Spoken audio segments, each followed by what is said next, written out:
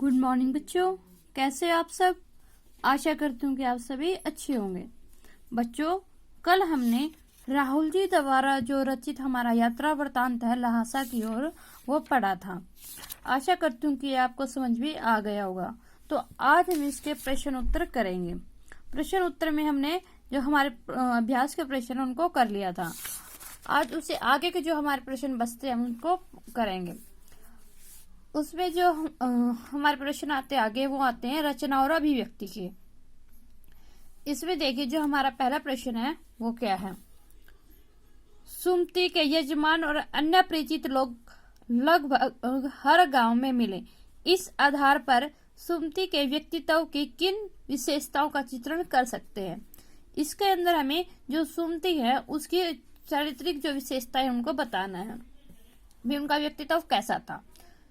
इस यात्रा वृत्तांत के आधार पर हम कह सकते हैं जो सुमति जी है वो बहुत ही अच्छे स्वभाव के व्यक्ति थे। उनका जो स्वभाव है वो मित्रता पूर्ण था। वो जहां भी जाते थे वहीं पर अपने मित्र बना लेते थे। वो खुश मिजाज व्यक्ति थे। वो सभी के साथ बहुत ही अच्छे से मिलते थे और उनका स्वभाव वो घुमक्कड़ प्रवृत्ति का था। वो एक जगह से दूसरी जगह पे घूमते रहते थे।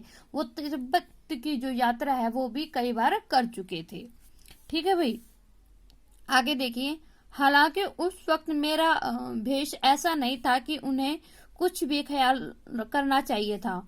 उस कथन के अनुसार हमारे आचार विचार व्यवहार के तरीके वेशभूषा के आधार पर तय होते हैं। आपकी समझ में यह उचित है अथवा अनुचित, विचार करें। यहाँ पे जो लेखक है वो पूछना चाहते हैं मतलब वेशभूषा का हमारे आचार व्यवहार से क्या संबंध होता है। भी क्या वो हमारे जो व्यवहार उसको जो वेशभूषा वो हमारे व्यवहार को तय करती है भी कैसा है।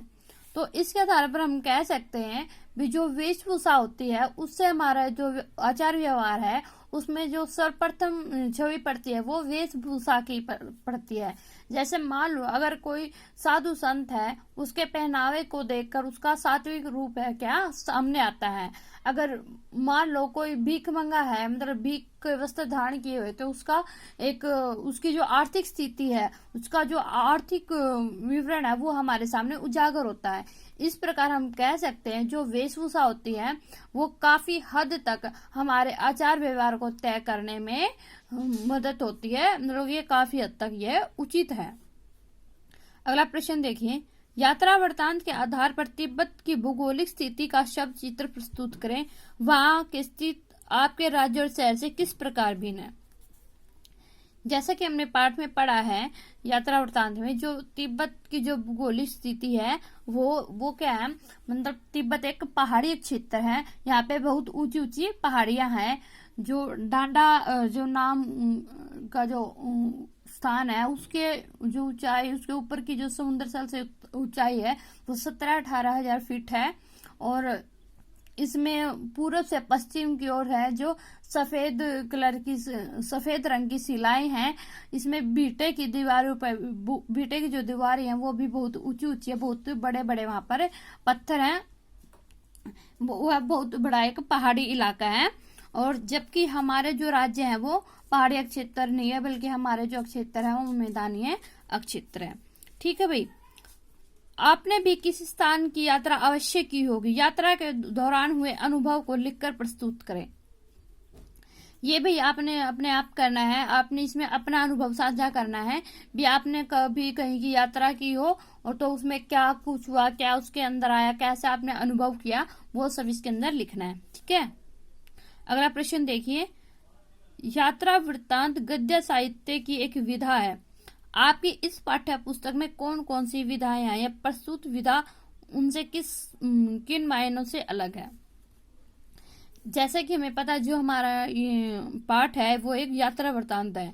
तो गद्य साहित्य के अंदर अंदर हम कहानियां ले सकते हैं, संस्मरण ले सकते हैं, रेखा चित्र ले सकते हैं, निबंध ले सकते हैं। ये सब गद्य साहित्य के अंदर आते हैं। और ये जो जितने भी हैं प्रकार गद्य साहित्य के वो सभी ही हमारी अक्षिज जो हमारी पुस्तक है उसके अंदर संकलित है।